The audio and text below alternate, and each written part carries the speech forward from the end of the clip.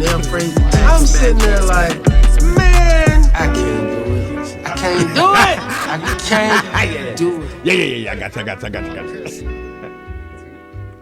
Good afternoon and welcome to another edition of Ask Mathis. I'm your host, Reggie Mathis, and rocking with me is my brother, Wild Man Teddy T, aka Baron Theo Mound-builder. Yes, y'all. Man. So we skipped the week, man. As y'all know, man, we are a nation at war. Don't know what the goals are, but you know, we a nation at war, and y'all know we got Step, man. You know, our military guy. We always want to thank him for his service, but he had to get missing on us. He had to go get ready for the war. He had to make sure. He had to get missing. So you got your assignment. Are you gonna be stateside, or you don't know? You could be deployed. I know. I just can't say nothing. Oh man. Hey, how many people you done killed this week? How many people you done killed this week? Nobody yet. I'm ready. My homeboy, I think he's 48. And they sent him a letter saying that he could possibly be re-enlisted. Wow. And, you know, it's crazy. I was with somebody yesterday, and they was concerned about their sons. They was like, man, you know, there's a possibility. I'm like, nah, our Congress can't pass nothing. Like, they come back with a draft again. I don't see that happening because there's no appetite to send in, you know, tens of thousands of people. So they just deployed supposedly 2,500 to the Middle East, but they already got all those soldiers on the bases out there. So we just keep getting these mixed messages and signals. Like back in June, end of June, their whole nuclear program was destroyed. But then we had to go because they was 2 weeks away from a nuclear weapon. Then we going for regime change. But now it's like, even though we killed all those leaders, like they ain't miss a beat. And they saying the Ayatollah's son, who they haven't seen, they say he in a coma. He in a coma. He's in a coma, but he's giving audios and bro. So now they're saying Benjamin Netanyahu got hit, and like he hasn't been seen publicly in a while.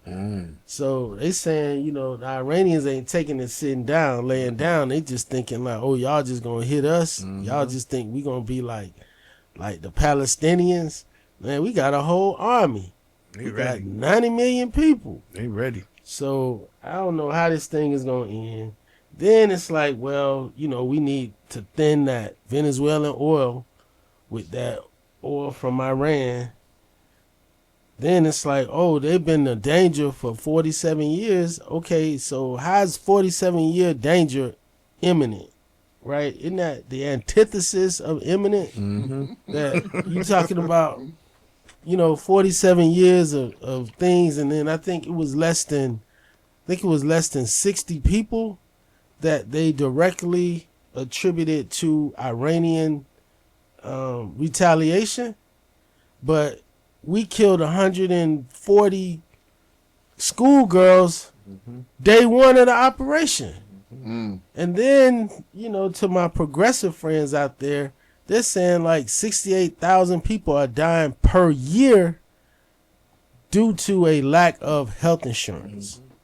So what are we doing? It's $1 billion a day that we got no problem finding for this war that nobody wants, but the people who are in power protecting their own interests, getting paid and sending, you know, our men and women, you know, like Step, you know, over there, you know, or preparing, you know, to do that thing over there, to destroy them people countries so that folks like, you know, Blackwater, Halliburton, you know, can go back and rebuild the country and then make some more billionaires.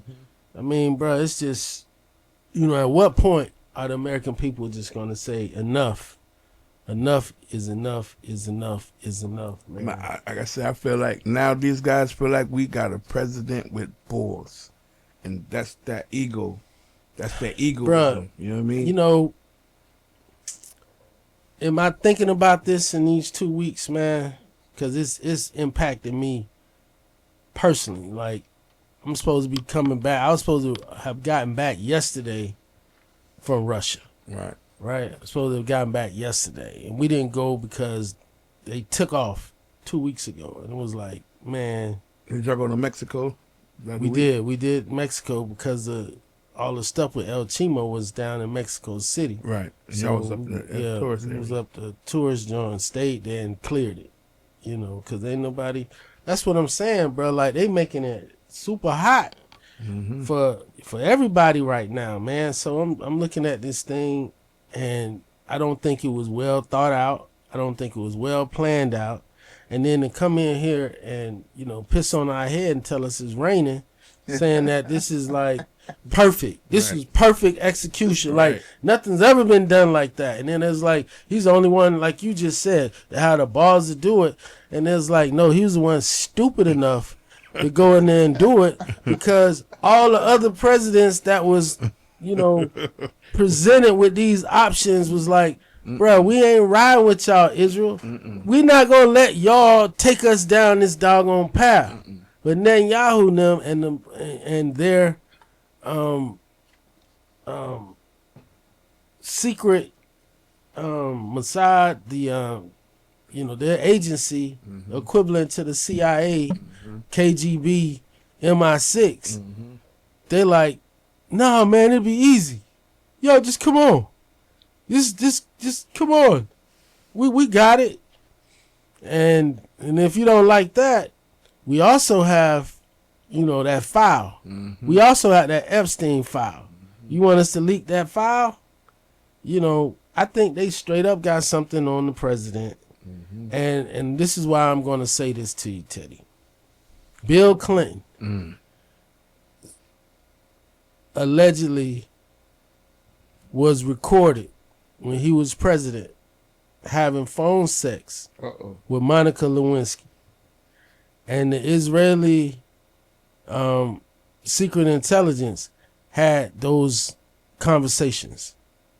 And Netanyahu tried to blackmail Bill Clinton way back then to attack. And he was like, nah, like we ain't on that. We're not doing that. They also said Barack Obama was presented with the same intelligence. Netanyahu was trying to get Barack Obama to attack Iran. Instead, Barack Obama came up and negotiated the nuclear deal, which had inspections, which had all these different things to actually be in the country, sitting there going through all these spots, man. Like, with the detectors can determine like where all this stuff, the radar, the radiation and all this stuff, where it's coming from and whatnot, right? And then when they come in there and they talk about, all this money that Obama gave them, Obama didn't get them no money. He gave them their own money. Like, why don't people say that, bro? Like, why don't people say he, in negotiating with them, release their money? Like, if somebody holding $1,000 of yours, how long before you let that go? If they got if they owe you $1,000, Teddy T, how long? A month, a year? How long before you let that $1,000 go? I mean, it all depends on how they got it. It's your money. It's my money. It's your money.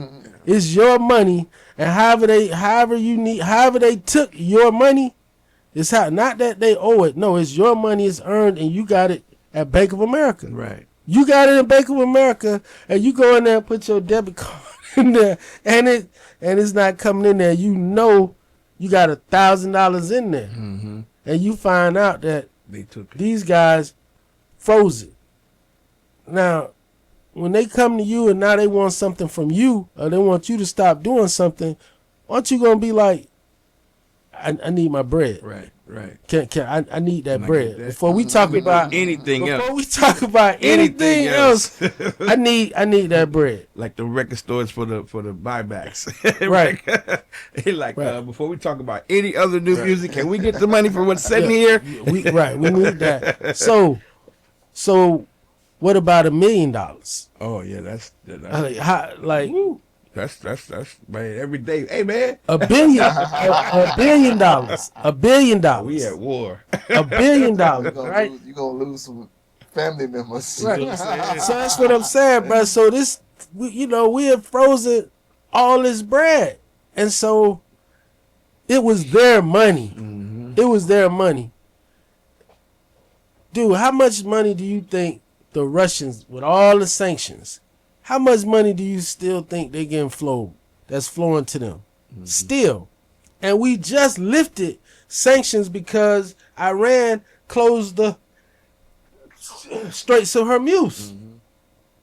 So they just closed, the little 20 mile where like 20% of the world's oil is coming through. And so we come in there and basically say, okay, wow, Straits of Hormuz is going through that. Russia, we're going to ease the sanctions with y'all. So what is that going to do? While we ease the sanction with Russia, what are they going to turn around and do? Mm-hmm. They're going to bomb the hell out of Ukraine. So all this stuff, all this just going in circle back and forth, and China, how long you think China going to just sit there and just let their economy tank because they're not getting the oil because you done already shut down Venezuela. Mm-hmm. China was getting oil from Venezuela. Mm-hmm. Cuba was getting oil from Venezuela. And then China was getting, oil from Iran. How long you think China's about to just sit back and take that? You think so? What they gonna do? They ain't gonna help Iran. What? Mm-hmm. Where you think? Where do you think their munitions come from? That's where they getting the stuff. That's where they getting. They getting their stuff from Russia and China. They getting the weapons from Russia and China, and Russia was getting. Bro, this is how crazy this is.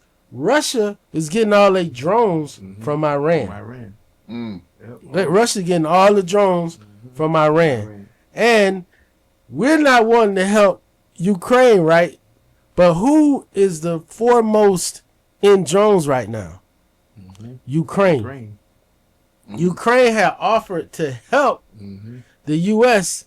with the drones. Why? Because that's what they dealing with. They the best at it. They the best at it because they've been dealing with it for 4 years. Like the way the war started with Russia, it's the drones because guess how much it costs for the drones? $2,000. $2,000 is nothing. Each one of our missiles is like $2 million. Right. Like $2 million. Right? Including the Patriots, so when you taking down the Scuds and you taking down all that other stuff like this force field, this shield that we have, so we're depleting our stuff, bro. So we're shooting tens of millions of dollars in the air at $2,000 drones. And then on top of that, they're finding Secretary of War Pete Hegseth is like, and their ability, to launch or whatever, we took out half their launches. Right. It's been we going on week 3. And has Iran stopped bombing? Because they bombed. They got that blitz. They sending 30 missiles at one time. Had they stopped bombing? we took out right. The guy said we took out half their stuff. Iran ain't stopped bombing even yet. They said they took out one of the biggest drone things too. So I was watching one of the generals who came in there and basically was like, he was like, I can't know for sure because I'm not there, but from my analysis from watching it, and I'm seeing this it was like a brown smoke, like they had captured like some of the launches. They're saying that Iran has underground tunnels, silos where their launchers are. So not only do they have mobile launchers, but they have launchers underground that by the time they fire whatever, they already moving them in the tunnels. They already moving them. Bruh, you saw when Israel finally made it into Gaza, right? Did you see after the attack and when Israel put boots on the ground and went into Gaza and they found their elaborate tunnel system underneath? Bruh, the Palestinians had tunnels basically that ran the whole thing. It's like you see them right here, but they getting out damn near by Egypt. Like they got whole things and that you can ride. Who else has those tunnels? The cartel. When they was like, bro, the cartel got underground train stations, bruh. Underground train stations. That's just running. That's running and whatever and all this stuff going on. And then our people coming in here telling us, like, all the folks are asking is why. Like, why? And one of the families, the Gold Star families who lost the 28-year-old who passed, now we're up to 13. But out of the first 6, the 28-year-old, his family's like, man, why? Like, why? Like, what? Why are we there? This is. There was nothing imminent. This is a distraction from the Epstein files. I don't know if that It's a distraction, bro. Why we went in? Why we went in? What's your mission, sir? No, without saying your specific job, but I mean, you like, want to think why we went in? No, I'm saying like, don't they have to? I'm asking now, this straight, legit question. I'm asking, do they say Iran is the enemy because? Nah, of course not. They never? Like we got a mission. This is what we're supposed to do. The why? We ain't signed up for the why. So it ain't the why. So it's just the why is to protect our country. Like it's just the mission. So they don't come in there and say, "Yo, these Iranian boys got to be stopped, and you guys got to stop them now." That don't give us the why. I mean, in a sense, if they blaming it on Iran, they say we got to stop them now. That's saying that without telling y'all more specifics. That's saying they come us tell us this is what you ordered to do, and that's it. Okay, all right. So they don't give y'all no pep rally to come in there. They don't want to say give like no doubt. Like I'm just thinking like war to me is supposed to be like Pearl Harbor. Like, we all here, and then these folks come over there and they bomb Pearl Harbor in Hawaii. And then the president comes in and says, this is a day that will live in infamy. You know, the day that we were attacked. You know, and then everybody go run the sign up. 9/11, people ran the sign up. They ran the sign up. Bush was so unpopular. That's when I joined. But I remember when he went to New York. And he went to New York and he was at Ground Zero and they had that flag up there and he was out there amongst the people. It's something about being amongst the people as we segue, you know, into Michael B. Jordan's, you know, epic Oscar win. But it's something about being among the people. It wasn't no Democrat, Republican at that time. It was American, bro, because I watched that at the crib. I saw the second plane going to the tower. Like the first one, because if you remember, like I want to say a week before, somebody had flown a prop plane into the IRS building in Texas. I think it was in Dallas. So I'm thinking like, oh, copycat. Somebody done, you know, flew like one of these prop planes. And then you find out, no, bruh, this is a commercial jumbo jet. Man, bruh, I'm sitting there like looking at it. And as they just going over like trying to find out what it is, you sitting there watching the news, getting updates. And then you like, hold on, what is this going on? And bruh, you are sitting there watching TV and you are watching a plane filled with passengers go right into, and then watching it, you see the building just collapse and crumble bruh, when Bush went to New York to Ground Zero, and he was talking to the people, and everybody was around, like, you know, it was still smoldering, and it was like, yeah, people was like, yeah, as he was talking, and he was like, and soon enough, they're gonna feel it. Everybody like, yeah, and folks, and it sounds like step 2. The motivator was like, nah, man, they can't, bruh. They can't do that. They can't do that. Because anybody that's flown, bruh, that's one of the worst deaths imaginable. You know, how many people don't fly no more because of, you know, that? Because when you 40,000 feet in the air, when you that high up in the air and you rolling, bruh, you can't Trap. You know what I mean? You just hope it's quick. You hope it's quick. It's one impact, boom. You know what I mean? What can you do?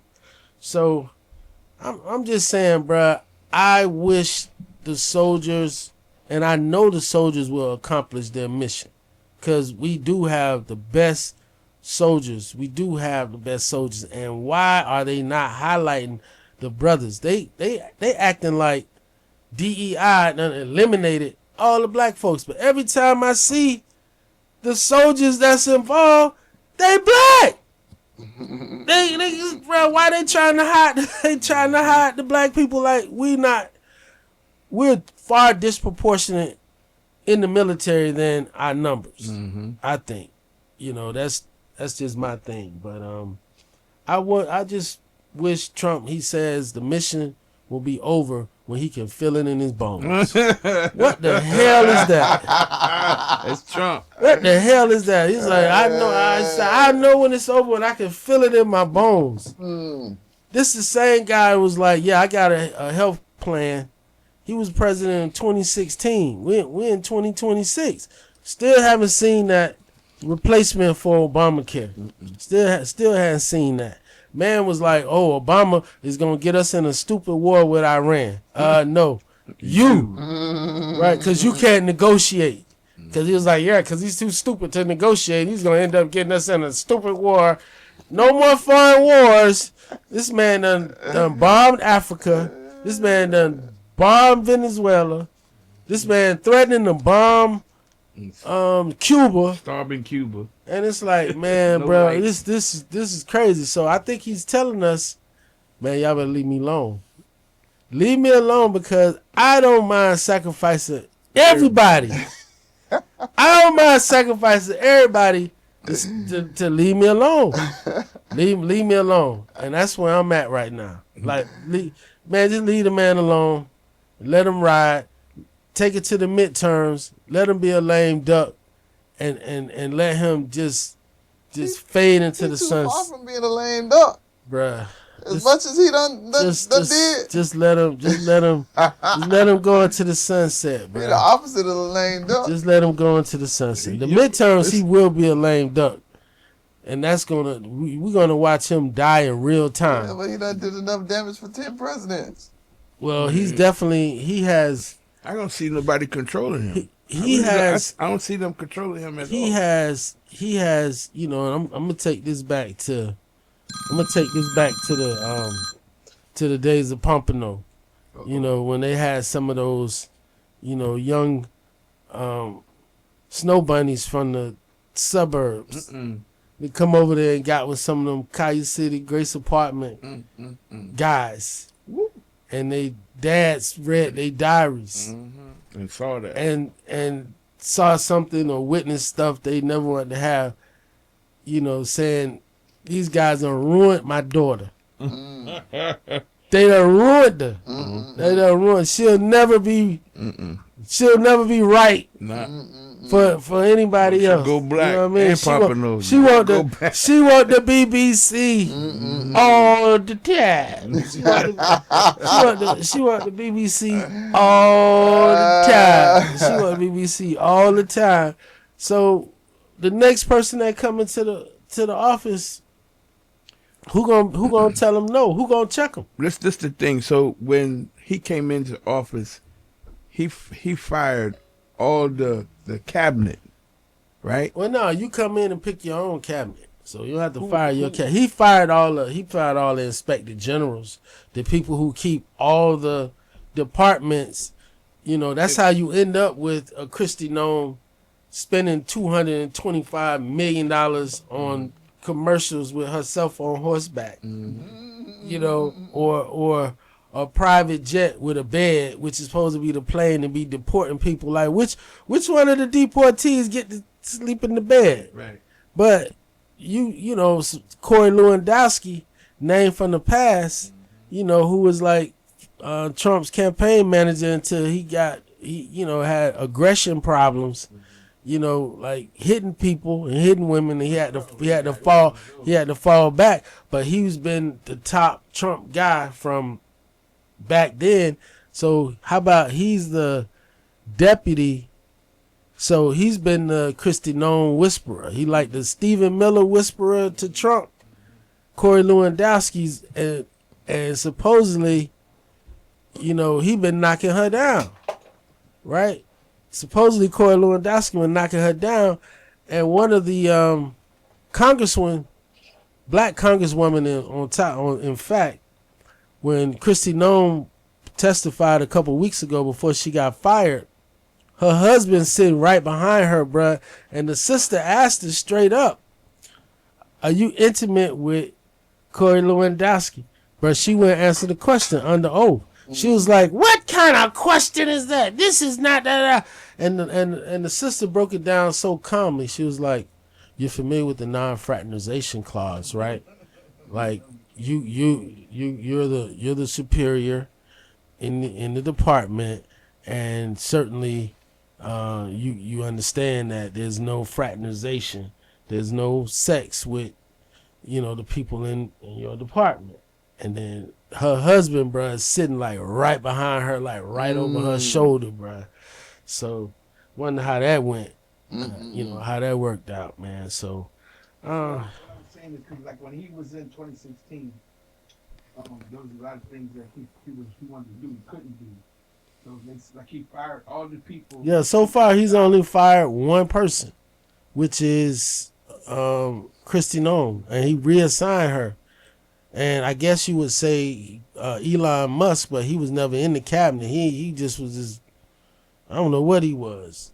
But he gave him all kind of power without giving him a title, so that he never had to go through congressional approval. But I think what you're saying is remember he had a different vice president in 2016. He had Mike Pence. So when you run again, you running solo. And so he chose J.D. Vance, which that's not even his name. Like, we got like another Jesse the Body Ventura. He's the vice president of the it's not even his name, bruh. Right? So we got this guy that he's like, he go and get a 30-some-year-old, basically like, "Yo, I'm going to, you know, come in, get all you want, whatever, and put you in here, and you just go out and be my attack dog." But he took it on, said whatever. But Mike Pence, he left him where he was, because he was like, Mike Pence turned on him. And so his Secretary of Defense at the time, Esper, you know, Esper wouldn't let him fire on the people after George Floyd in D.C. Trump wanted to fire on the people. We wanted to use the military to fire on the protesters in D.C. And Esper was like, "Bro, we can't have active military. We can't have military personnel coming on the streets to serve in a police capacity, bro. They not trained for that. They not trained to come be taking no reports or whatever. They trained to kill. To kill and hold property and hold, you know, that they not here for that." And he told my man, "Can't they just shoot him in the leg? Can't they just shoot him in the leg?" Right. And Esper was like, "No, dog. Like, I'm not." He's like, I'm out of here. I'm not going to follow that command. I'm not going to follow that command." Then he had the guy with the big mustache, John, who was the over national security, who was like, you know, what they call a neocon, talking about wasn't a war, John, that he didn't want to be in. He, want to be in all foreign wars, but he's the one who, basically said that call to Ukraine that was not perfect when Zelensky became the president of Ukraine, which is why we not helping him the way, because he look at him, he blamed him because he was like, man, I give you that meeting in the Oval Office and that photo op that you want. All you got to do is say that Biden was, pressured the prosecutor to drop the investigation into Burisma, who was paying his son $50,000 that you've always said that was money that was really being circulated through Biden's son, getting to Biden. You always said that. So all those guys, man, including his chief of staff, General Kelly, all those guys, man, basically, they were somewhat traditionalists. And with old boy, it was just like, nah, man, we ain't going for that. You can't do that. So transitioning, man, last night, the movie Sinners, which received over 16 nominations for the Oscar award, and this was original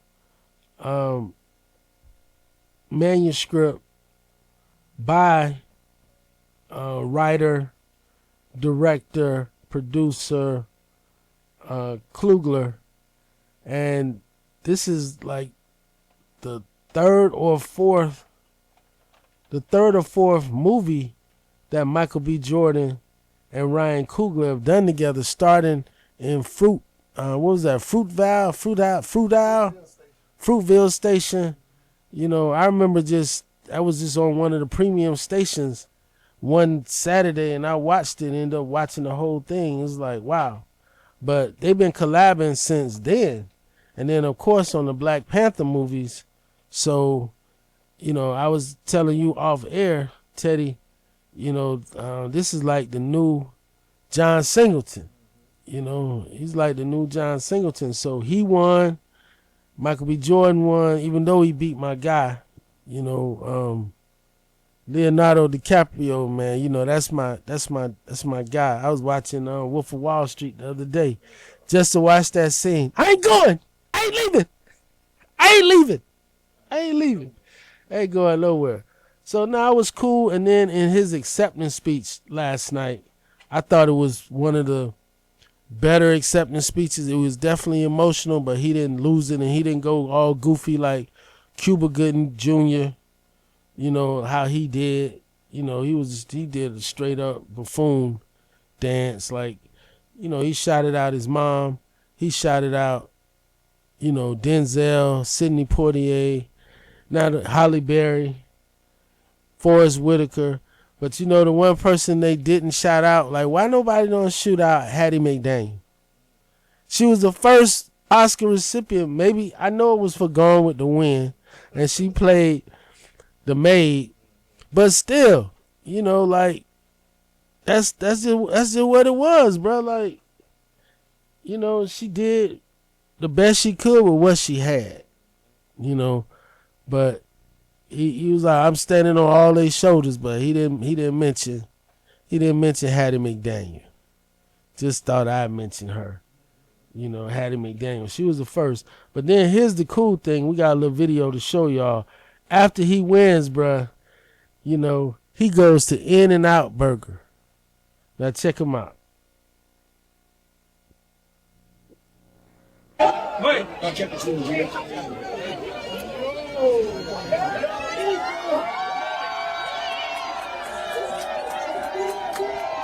You need that raw song right now. She thinking, I'm thinking Wingstop.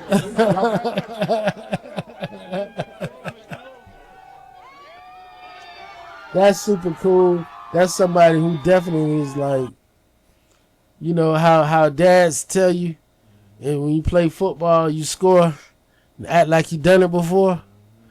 he ain't acting like he done that before, and I like that because everybody's so cool right now. But for him to be like, man, I'm going to In-N-Out Burger. I'm gonna get that right here. I'm gonna sit down and I'm gonna eat it. And I got the Oscar with me. I got Buddy with me. You know, this about to get me into every club. He did an outfit change, like going one more down the other way. Yeah, right there. No, back down. Yeah, right here. He did an outfit change on him. You know, listen to what he had to say, bro. Shout out to this brother who made history last night.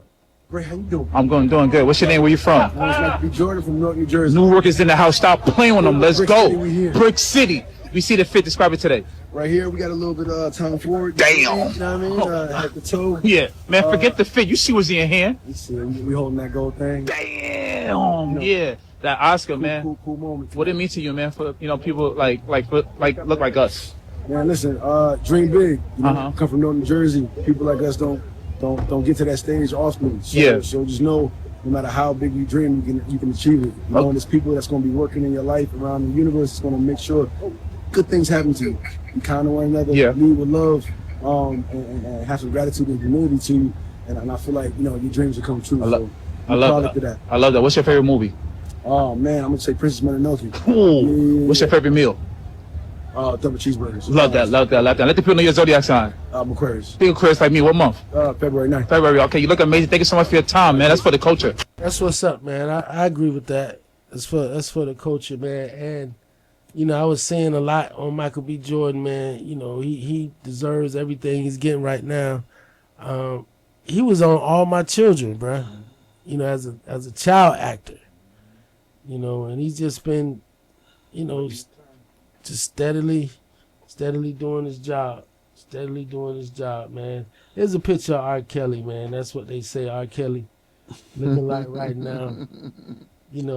And then, bro, he in federal prison, and he in there for, being a pedophile, trafficking and whatnot. Why won't old boy give him the pardon? Like, in the time, bro, he done did enough time. I'm ready for R. Kelly to come home. I'm ready for him to come home. Robert Kelly. How long you been in there? Look, it say right there, how long R. Kelly been in there? He said he's done 6 years into a 30-year sentence. What you mean only? Teddy, only? 6 years, you say only? I thought you been there for like 10, 15 so far.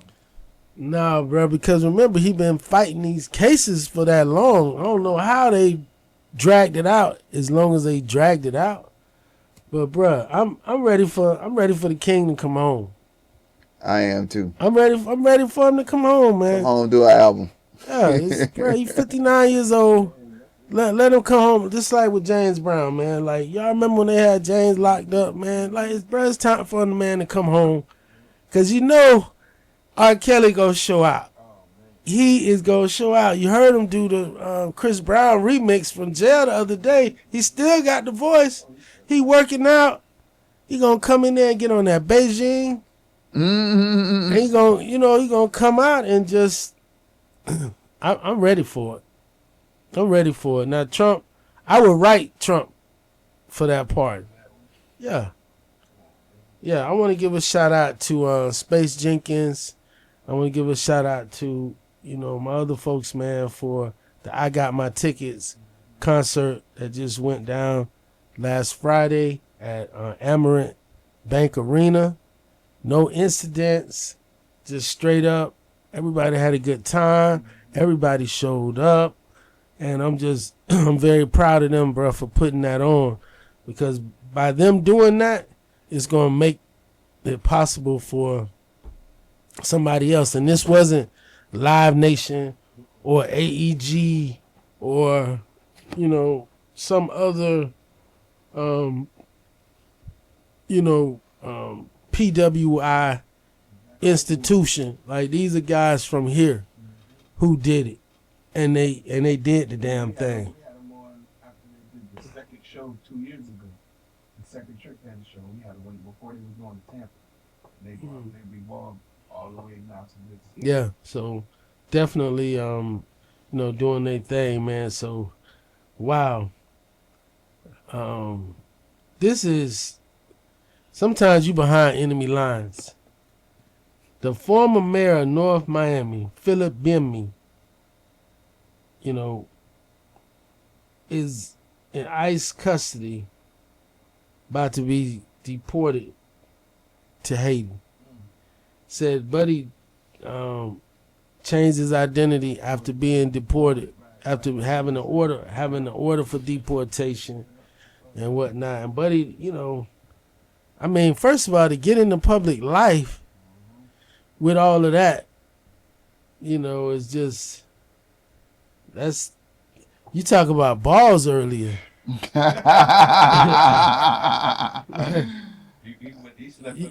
Bruh, you talking about balls, man. Like, you come in on like a whole different name. Dang. And, be all up in there. 'Cause I'm sure dude was all in the White House, all in the governor's mansion. This man was like probably somewhere everywhere when it was just like, all right, buddy, gigs up.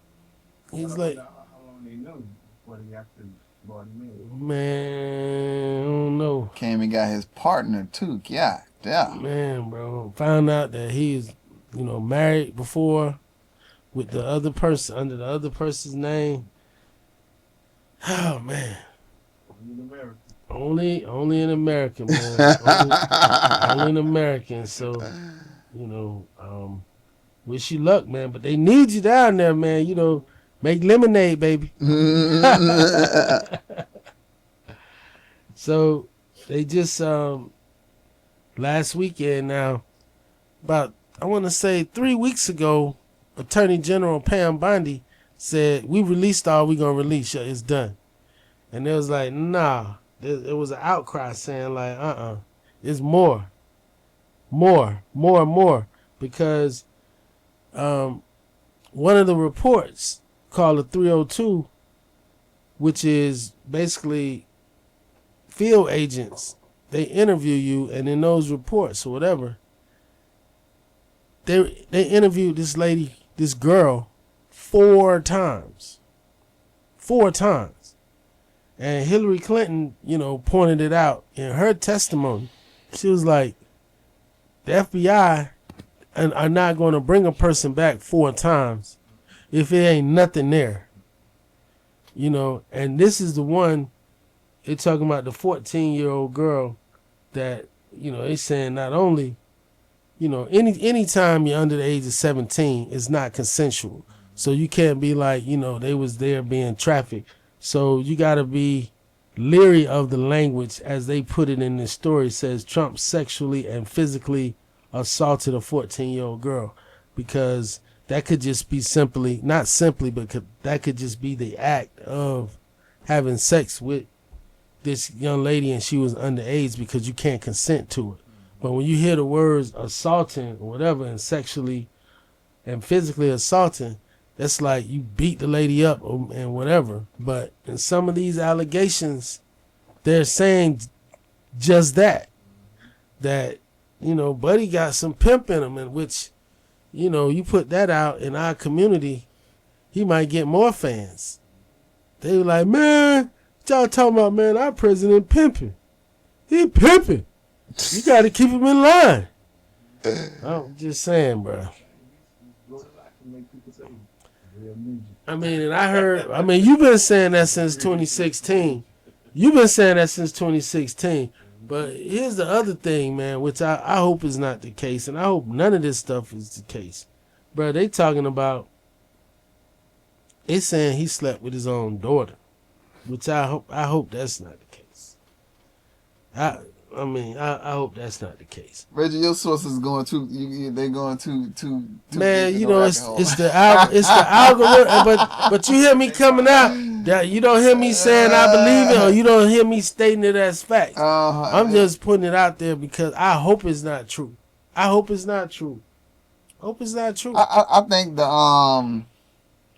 think the left has a fascination with the Epstein files. But it was it was on the MAGA platform. And the MAGA was blaming Biden and all them folks when it was a big deal. That's why he's losing so much support in MAGA, like Margie Taylor Greene, all those folks were saying like, hey, bro, you ran on releasing the Epstein files. Like, we know you good, right, sir? Right, sir? Right, sir? We know you're good, right, sir? We want to get them pedophiles, right? We want to get Hillary Clinton and the pedophiles. Remember Pizzagate and all that? We trying to get them, bro, not you. But supposedly he's just like, but it's a lot of my friends, which we starting to see that, right? Is that not the truth? When he's telling these folks like, yo, it's all my friends. So Step, sorry to interrupt you. Keep going, sir. I just don't think the left understands that Trump's base doesn't care about none of that. Enough of his base care. Well, I disagree. if you say, I'm going to agree with you as far as the folks that's in the Trump coat. The folks that's in the Trump coat, you're right. Mm-hmm. The ones that just they just riding with him. Those folks that you see that still wearing MAGA hats, bruh. I told you I saw one with a MAGA hat at the game, bruh, at the hockey game. I'm just sitting there like, boy, you chose the one place in South Florida that you be safe, you know, with that right now. And we talking about a couple weeks ago, like right now. So folks like that, they letting you know, I'm going with them to the bus out, right? But you got Tucker Carlson, you got Megyn Kelly, you have even Nick Fuentes. I've been following Nick Fuentes, right? And Buddy's just, coming out saying, man, we done with this guy. He said no more foreign wars and what we doing right now. He said I would solve the Ukraine-Russian conflict in 24 hours. They was on year 3 when he came into power. We're on year 4. That ain't nowhere near getting done. The price of everything would go down. Not the case. The tariffs is going to be the answer. You know what the tariffs remind me of? The tariffs remind me of the Muslim ban. Remember when he came in 2016 with the Muslim ban and he just did the executive order like, I don't want none of y'all here. I don't want none of y'all here. I had read where Andrew Jackson, he did tariffs and he was the only president to rid of the debt. I mean, there's a way to do it, but you can't. You're not supposed to go in there and do it across the board. You're supposed to study it and strategically put it where it needs to go. There shouldn't be tariffs on Mexico or Canada. Not if you got a free trade agreement. You had NAFTA, and now you got the Canada, which was essentially NAFTA, but he wanted credit for it. Andrew Jackson, what he did was he stopped using the Fed and created something separate and created tariffs. He was the one that and I don't know what side he was on, but I remember now that you mention it, it was Andrew Jackson. He lived. That's Old Hickory. That's Old Hickory. I think he got shot before he was president. But remember, he got his fame. He got his fame from the Battle of New Orleans, and he was huge racist, and Old Hickory is from Tennessee, and that was his claim to fame. But he was against the U.S. Bank. Like that was a thing that, like in the history books, they always have like he was against U.S. Bank. He was for states' rights and things of that nature. So the people that's in the Trump coat, they still there because he's taking on so many positions that contradict themselves, but folks still riding with him.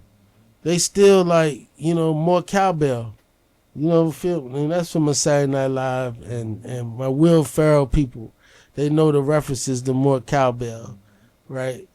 But, they still riding with him. Or if you saw the movie Boogie Nights with Mark Wahlberg and his co-star when he decided to cut the song, "The Heat Will will rock you, and heat will roll you all day, all night. You feel my heat.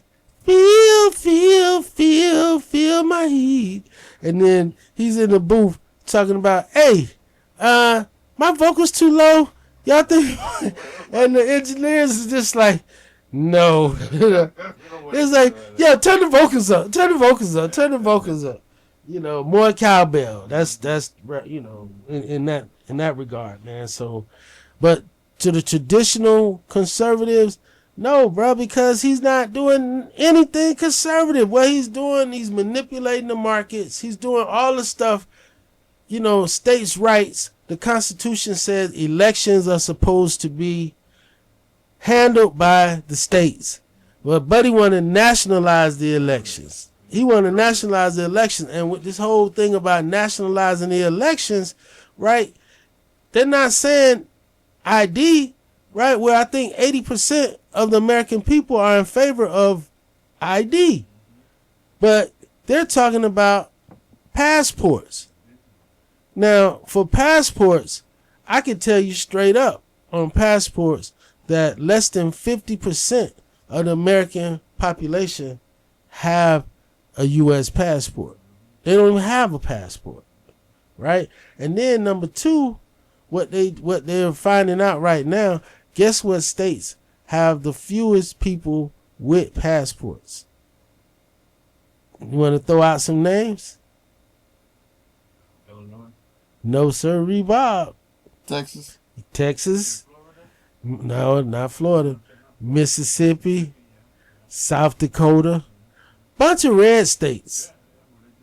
Bunch of red states, right? Bunch of red states. So they have no. So if you come in there now, you want to rethink that. Why is that? So if you want to go against that, why go against it now?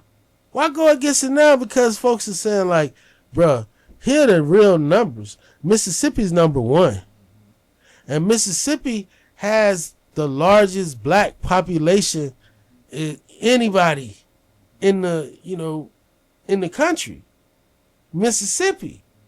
So if you go to passports, there's a chance you know that, you know, and they've been trying, like, you know how they've been trying to flip Mississippi, they've been trying to flip Texas. You know, you come with these little games that y'all playing, you might end up surprised with coming back with something that you don't want. But so traditional Republicans like myself, like as we look at what Buddy's doing, there's nothing about Buddy that's Republican. Nothing. There's nothing about him that's Republican. He is a cult of personality. It's however he feel. The man is saying he's spending $1 billion a day overseas, where it costs, you know how much it costs for a hospital? $100 million. They could build 10 hospitals a day, but you know they can't find the money, can't find the resources for health care.